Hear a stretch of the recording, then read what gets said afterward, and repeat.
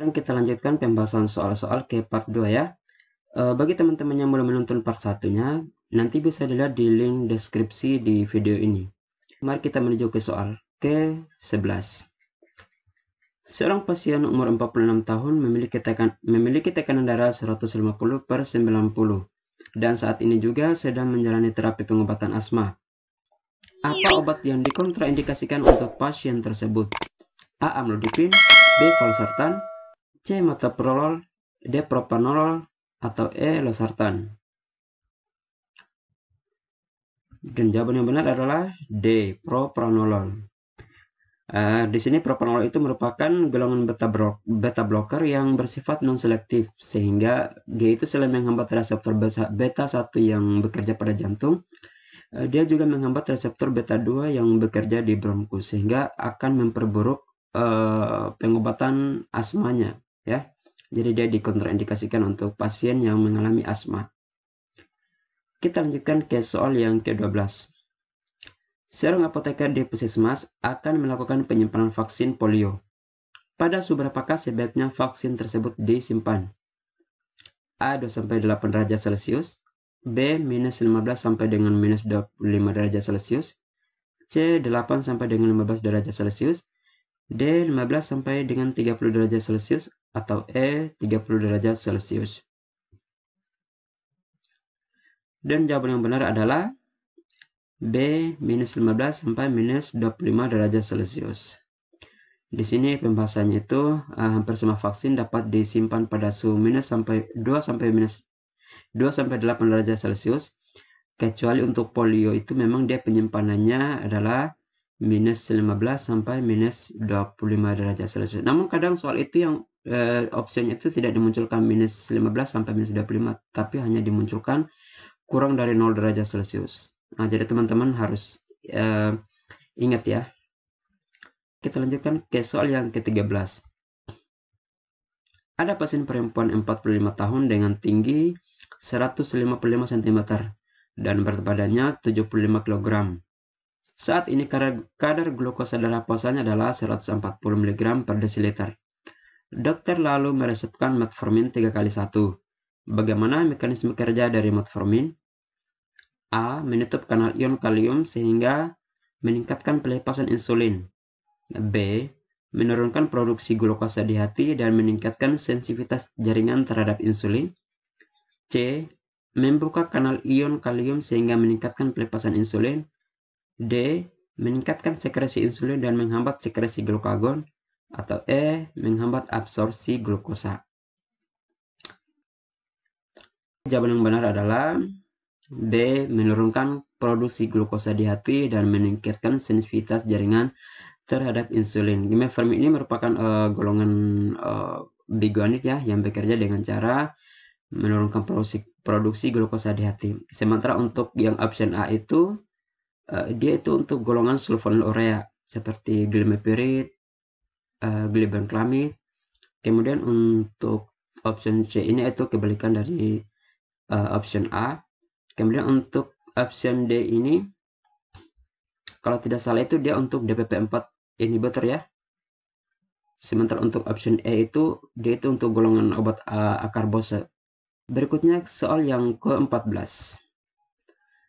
Jenis imunisasi yang diberikan pada bayi yang baru lahir adalah A. BCG, B. Polio, C. BCG dan tetanus, D. Hepatitis B, atau E. Polio dan hepatitis B. Dan jawaban yang benar adalah D. Hepatitis B. Nah, di sini teman-teman wajib hafalkan juga ya. Di sini 0-7 hari itu menggunakan HB0 atau hepatitis B. Untuk bahas 1 bulan BCG dan polio 1. Dan berikutnya teman-teman bisa hafalkannya.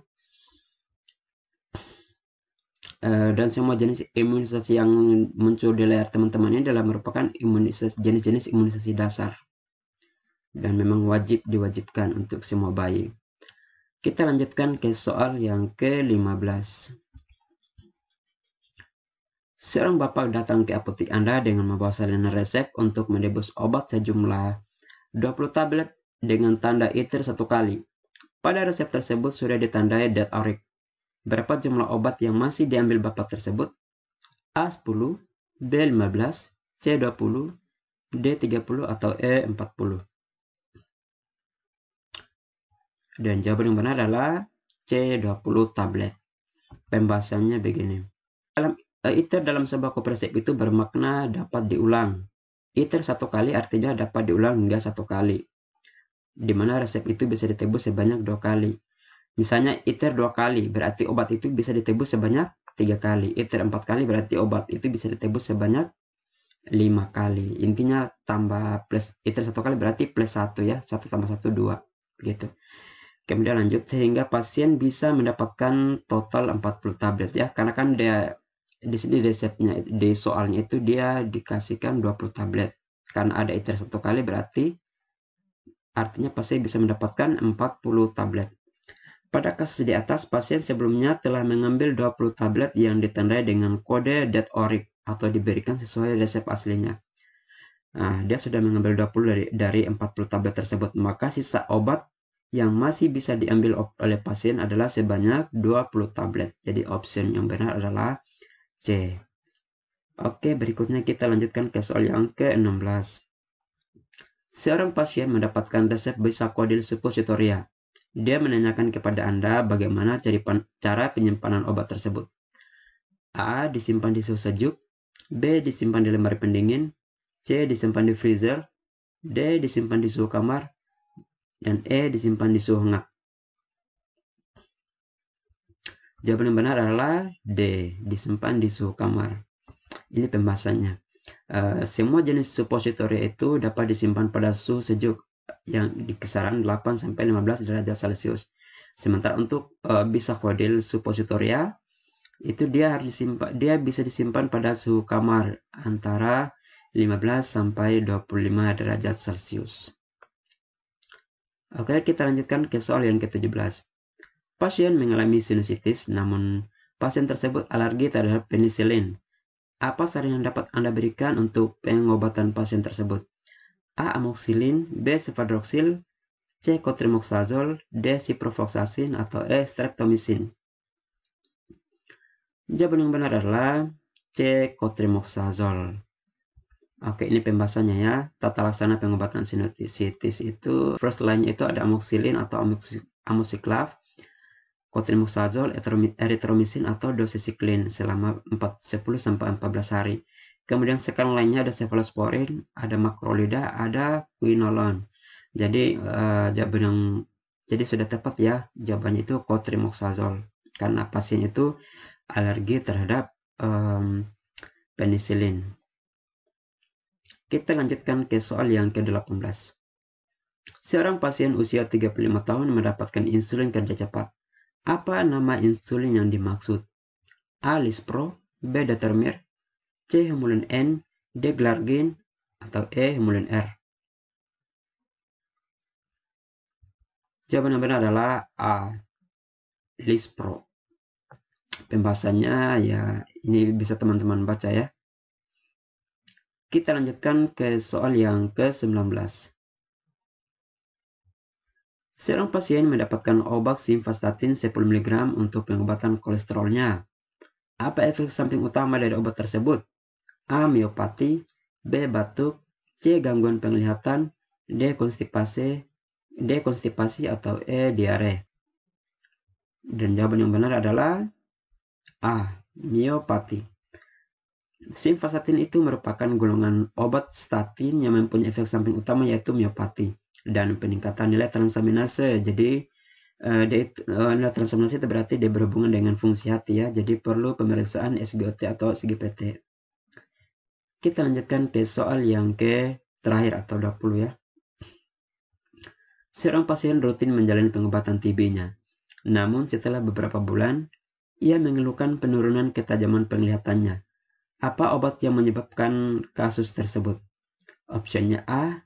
ENH, B. Pyrazinamide, C. Streptomycin, D. Rifampicin, atau E. Ethambutol. Kata kuncinya adalah penurunan ketajaman penglihatan. Dan jawaban yang benar adalah E. Ethambutol. Pembahasannya begini teman-teman. Untuk efek samping obat-obat TB itu, untuk INH atau isoniazid itu efek samping utamanya itu neuritis peripher. Kemudian untuk presinamib itu nyeri tulang atau nyeri sendi, atau juga bisa untuk asam urat, ya. Kemudian streptomycin, dia itu gangguan pendengaran atau nefrotoksik. Rifampicin, urin berwarna merah, atau dan sementara etambutol itu gangguan penglihatan. Oke teman-teman, sekarang kita sudah menyelesaikan 20 soal ya. Kita lanjutkan ke part 3.